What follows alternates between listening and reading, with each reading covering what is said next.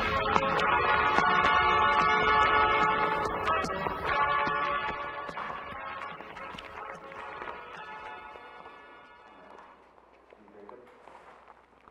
everyone, and welcome to the Midday Show.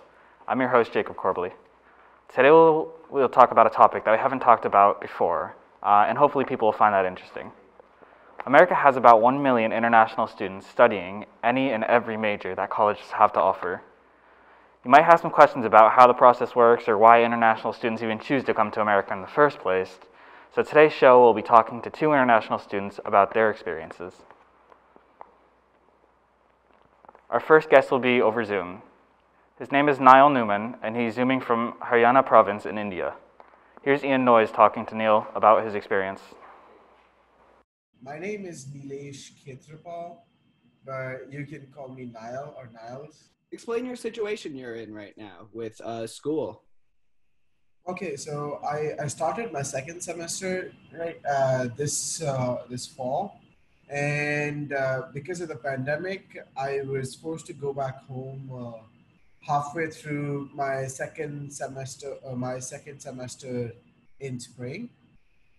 So, after spring break, I went back home. And since then, I've been here. And right now, I'm taking all my classes online. And since all of my classes were planned for for New York time, I'm currently trying to stay awake through the night while taking all these classes. Also, a lot of my stuff is there because I initially came back to India with a backpack with the intention of staying here for 5 days and then going back for class. But then spring break got extended and then got extended to infinity. And so I'm just here with a backpack full of my stuff and everything else is in my dorm. So how's that affected your learning experience, not having, I know your computer is back in the storage unit. Has it, shooken up anything? Yes, it definitely has. I mean, while in cybersecurity, one of the most important things is your work environment. It takes a lot of effort to install one particular software. Because once you install one particular software, the other one doesn't like it, or the other one was using a dependency that you got replaced. It's a very big mess, and having to do that from scratch again is a bit of an annoyance. For one example, I can't reclaim virtual machine. VMware is a software that we use to run virtual machines, and they give you a key for any year, and you can renew it every year while you're a student here for free, for the full edition. But I've claimed it for 1 year, and it's claimed for my desktop, and now I can't claim it again. And I'm just in this very confusing situation where the professor expects me to use that software, but I don't have that software. There were over 202,000 international students in America from India pre-corona. Many have returned back home. After a quick break, we'll be talking to Adel Tahouk from Lebanon. I'm Jenny Garth, and as a mother of 3, I know kids worry about a lot of things. Getting enough food to eat shouldn't be one of them.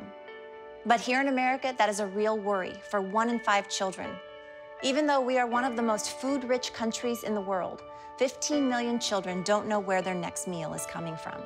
This is unacceptable, and something the Feeding America nationwide network of food banks is working to solve.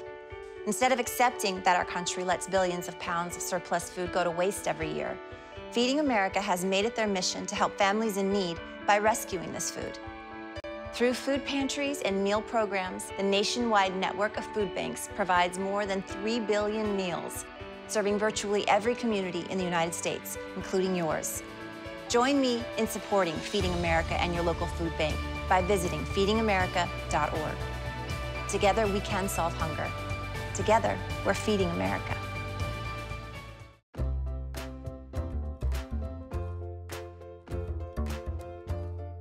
One person is going to have that nice greeting. Hello, I am Linda Sanderson with the American Red Cross.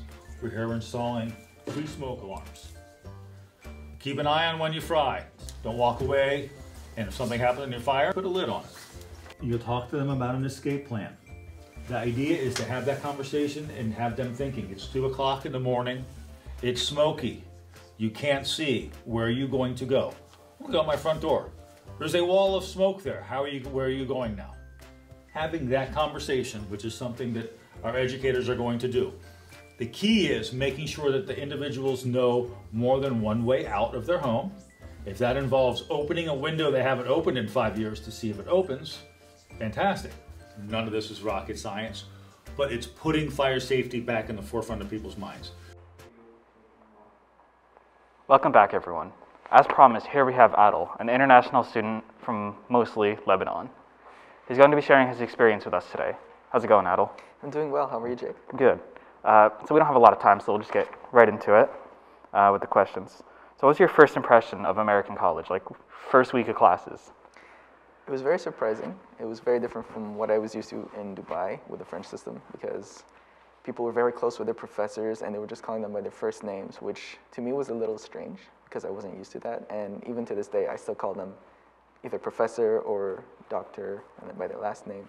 So it's still a little strange. It's definitely things we do. So you said you were a first international student in Dubai. Yes. How different was that experience from America, except for the whole speaking French part?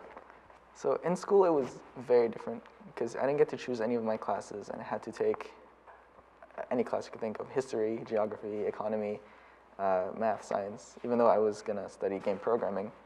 And coming here and being able to choose my classes and kind of tune my major towards my specialization was very surprising, actually. I was not expecting that at all.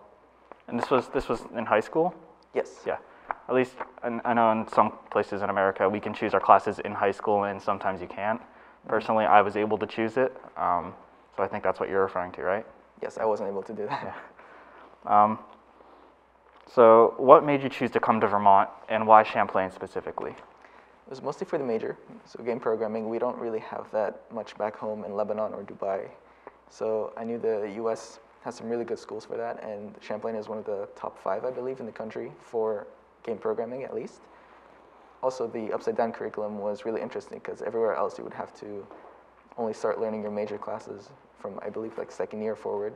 And Champlain, you could start from the very beginning, so that was really important. Also, looking at pictures of Vermont, I thought this place is really beautiful, and I would love to just attend college here. Although the cold was a surprise. I was not expecting the cold. Yeah. It can be pretty brutal during the winter, with temps sometimes getting to -40 at Definitely. places like my house. Probably not in Burley, but we'll see. Then can you explain the process of becoming an international student quickly? Like, what did you have to do? So luckily, I was guided through most of the process by the director of International Student Services here in Champlain. So basically, I was sent some forms after being accepted, some forms to apply for a visa, confirm what program of study what program I'll be studying, just sign the form, send in the documentation, get it all approved with STIVIS and the U.S. government. Then when I received my visa, I was able to come to Champlain. So it's basically the same as any other American, but with a couple extra steps. You still had to apply Yes. to Champlain first and see what happened from there. Exactly. Yeah, nice. And it looks like that's all the time we have today. Thank you for participating with us. Thank you for having And me. if we have any more interviews about internationals, we'll contact you. All right. That's it. Thank you for joining us today. That's what we have for time.